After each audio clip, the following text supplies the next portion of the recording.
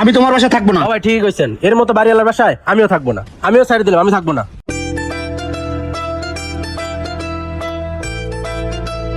মুন্না, মুন্না কে বাড়ি গেলা খালু? হ্যাঁ। আসসালামু আলাইকুম, ভালো আছেন? ওয়ালাইকুম আসসালাম। কখন আইছো বাজার? এই তো আজকে সকালে আইছি। বৌমা হয় নাই? না, বেবি কনসেপ্ট করছি তো, একদম বাচ্চাটা চয়ে পরে আইবো। ওইসে কি বাবা, আজকে 10 তারিখ তো, ভাড়াটা যদি দিতা। ওইসে খালু, আমি অ্যাবসেন্ট করছি তো, এখন মতো স্যালারি হয় না। স্যালারি হলে আমি নিজে 1500 টাকা যাই দিয়া মনে। ঠিক আছে বাবা, তাই 15 তারিখে তুমি দিয়ে এসো। ও খালু একটু দাঁড়ান। আবার কি হইলো? ওই তো দেশে গেছিলাম তো, তরি তরকারি আনলে তো আপনার না দিয়ে খাই না। কয়টা গোজাল আনছিলাম একদম ক্ষেতের, নেন আবার ইয়ের দরকার ছিল কি বাবা? নেন লাইন দিয়ে খাইয়েন। আচ্ছা ঠিক আছে বাবা। ঠিক আছে, আসসালামু আলাইকুম। ওয়ালাইকুম আসসালাম। কিরা তনু, তোর ডাল রান্না হয় নাই? হ্যাঁ আব্বা হইছে, যাও তুমি হাত মুখ দিয়ে আসো, আমি ভাত দিতাছি। আচ্ছা তাড়াতাড়ি করো। কিরে শামিন, বাপ বেটি মিলে কি রান্না করতেছিস? ওই যে ডাল রান্না করতেছিস, আমি লাঞ্চ আইছি তো, আমার আবার খাইবা অফিসে যাওয়া লাগবে। বৌমার কি হয়েছে? তোমার বৌমার 2-3 দিন ধরে জ্বর ঠান্ডা, এই জন্য রুমে শুয়ে আছে। ও আইছিলাম কি, আজকে তো 10 তারিখ, যদি ভাড়াটা দিতি। তুমি এই মাসে ভাড়াটার কথা কই না তো, তোর বৌমার পিছনে এমনি অনেক টাকা খরচ হয়ে গেছে, সামনে মাসে নিও। আচ্ছা ঠিক আছে, তোর যে সময় ভালো লাগে তুই সেই সময় দিস। আচ্ছা ঠিক আছে। তনু তাদের ভাত দে।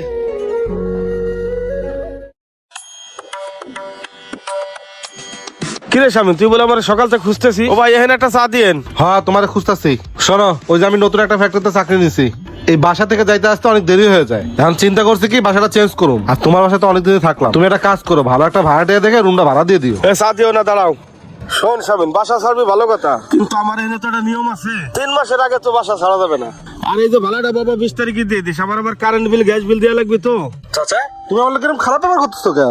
তোমার বাসায় 9টা বছর ভাড়া থাকছি, আর তুমি চোখের পলকে পল্টে দিয়ে দিলা। তোমার না করলাম তোমার বৌমা অসুস্থ, সামনে মাসে ভাড়া দিব আমি। ওরকম অসুস্থ আমি বুঝবো না। আমার 20 তারিখে কারেন্ট বিল গ্যাস বিল দেওয়া লাগবে। যা এখন বিরক্ত করিস না, যা। আচ্ছা ঠিক আছে, আসসালামু আলাইকুম। ওয়ালাইকুম সালাম, যা।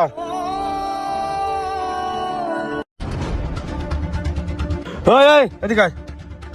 তোর আব্বাই কো? অফিসে। ভাড়াটা দিয়ে গেছে? না। কি ফুলা ভান্ডে বাবা, ভাড়ার টাকাটা দিয়ে যায় নাই। আজকে 20 তারিখ, ভাড়ার টাকাটা দেওয়ার কথা। আর তুই আনে ঝাড়ু দিবে লাগছিস, সকালে কি এসেছিলি? এই পুরো বাড়ি ঝাড়ু দিবি?